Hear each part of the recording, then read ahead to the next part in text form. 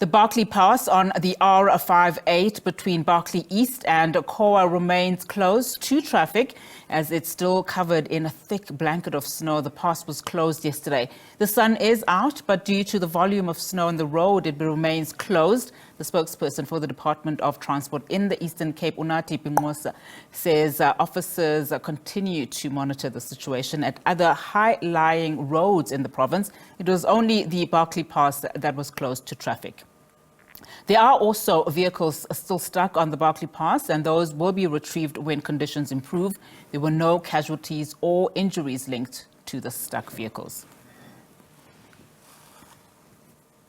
All right, for more on the inclement weather affecting several parts of the country, we are now joined by weather expert Annette Botha. Annette, thank you so much for your time. So let's start in the Western Cape. Of course, this is where we've seen over 15,000 people being affected, mostly in the informal settlements, of course. I mean, what are you forecasting specifically in that province?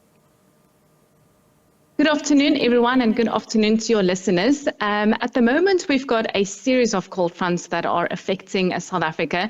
We know that the strongest one of those fronts moved over the country on Sunday and is responsible, as we've seen, for the heavy rainfall and the widespread snow across the country, as well as the high winds.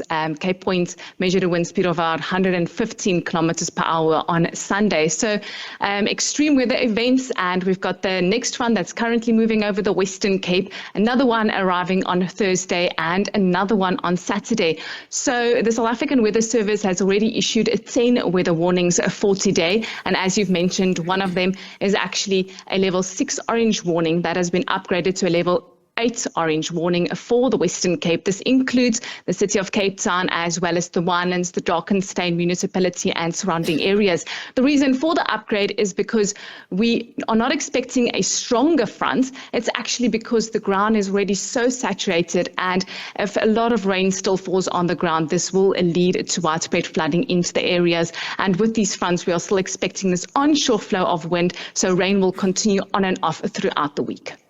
Yeah, let's look at Sutherland. I mean, like we said in our previous story, it's not uncommon, of course, for there to be snowfall. But we're looking at temperatures plunging at -9, on Monday night. How's that area in the Northern Cape and other provinces looking like just in terms of the snowfall?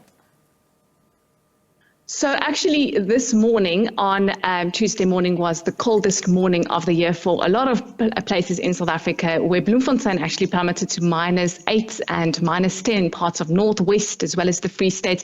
Talking about Sutherland, seeing -9, that's not unusual for them. They usually get temperatures that low, but we've definitely seen this snow event as more significant compared to previous years. This is not saying that we've not seen this much snow in Sutherland. They see snow yearly. But just as looking at the Matroosburg Nature Reserve in the Western Cape, they got up to 30 centimeters of snow, which hasn't happened in a few years. So this is definitely a significant frontal system. You're saying we are likely to expect these cold temperatures throughout this particular week. What are we going to see then, perhaps over the weekend and into the new week? So as mentioned, the strongest front has already left the country, so parts of the country is already starting to recover from the cold conditions. As from tomorrow in the eastern areas of South Africa, this includes Gauteng as well as those regions, will slowly start to recover.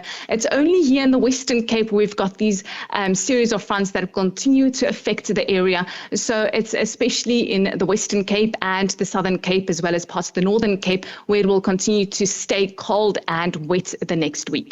All right, Annette, thank you so much for your time. Let's leave it there for now. Of course, Annette there with the Weather Service. Of course, brace yourselves, as she says. Of course, the cold front will end towards the end of the week. But, yep, it's still cold, especially if you're living in the Western Cape.